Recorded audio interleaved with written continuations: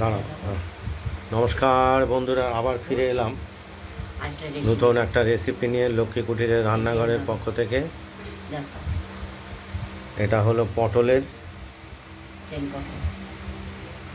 ওই পোস্ত আর সর্ষে বাটা দিয়ে পোস্ত সর্ষেটা বাটছি এই শিলে, দেখতেই পাচ্ছেন। আর পটলগুলোকে গায়ের চোখলা ছাড়িয়ে পুরোটাই ছাড়িয়ে ফেলেছি প্রায়। আর নুন হলুদ মাখিয়ে গায়ে ওই ছিদ্র করে দেওয়া হলো কাঁটা চামচ দিয়ে, যাতে ভেতরে নুন হলুদ এবং সর্ষে পোস্তর রসটা ঢোকে। এর মধ্যে আবার চিংড়িও ব্যবহার করছি, অপেক্ষাকৃত একটা ছোটো চিংড়ি।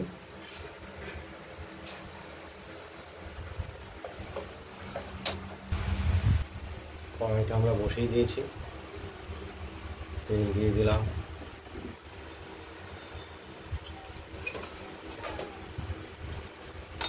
এবং যে চিংড়ি মাছটা আমরা এই পটলের সঙ্গে ব্যবহার করব দেব, একটু নুন হলুদ মাখিয়ে একটু হালকা তেলে ভেজে নেব।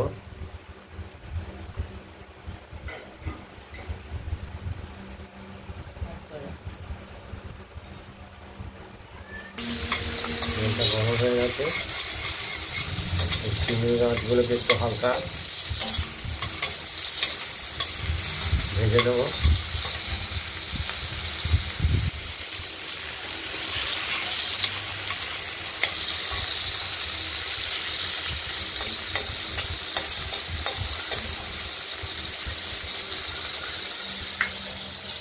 পটলগুলোকে রেডি করে পটলগুলোকেও ভাজবো, দেখতে থাকুন।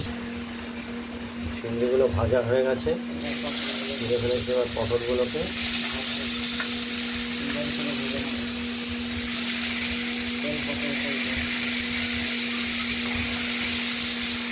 চিংড়ি মাছ দিয়ে পোস্ত সর্ষে বাটা দিয়ে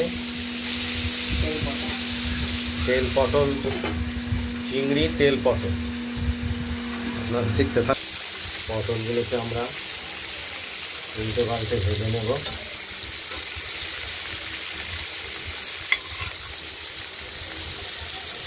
মোটামুটি ভেজে নেব।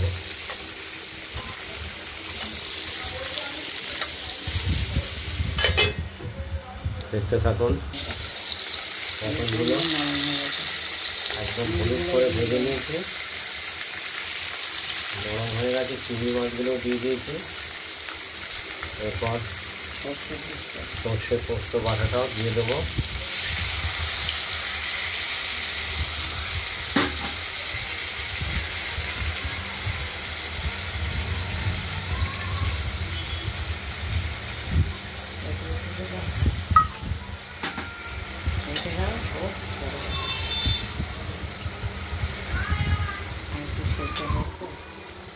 আর একটু সেদ্ধ হবে, দেখতে থাকুন।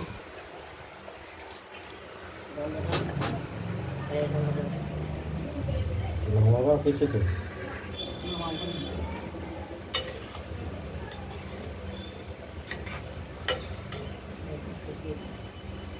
মনে হয় না এখনো কোথাও যাওয়া। রাত্রিবেলার দিকে যদি আবহাওয়া ভালো থাকে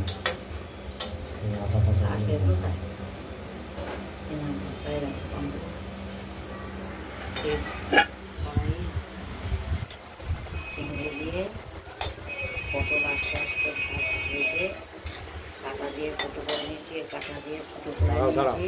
হয়নি, আমি খুলিয়ে নিয়ে তাতে কি আসে যায়, ভেজে নেমে দিচ্ছি। এটা আমাদের তেল পটল, চিংড়ি মাছ আর পোস্ত সর্ষে বাটা দিয়ে আস্তে আস্তে পটল ফুটো করে নিয়েছি। খুব সুন্দর টেস্ট। আপনারা বাড়িতে ট্রাই করবেন বন্ধুরা, দিয়ে আমাদের কমেন্টস করবেন।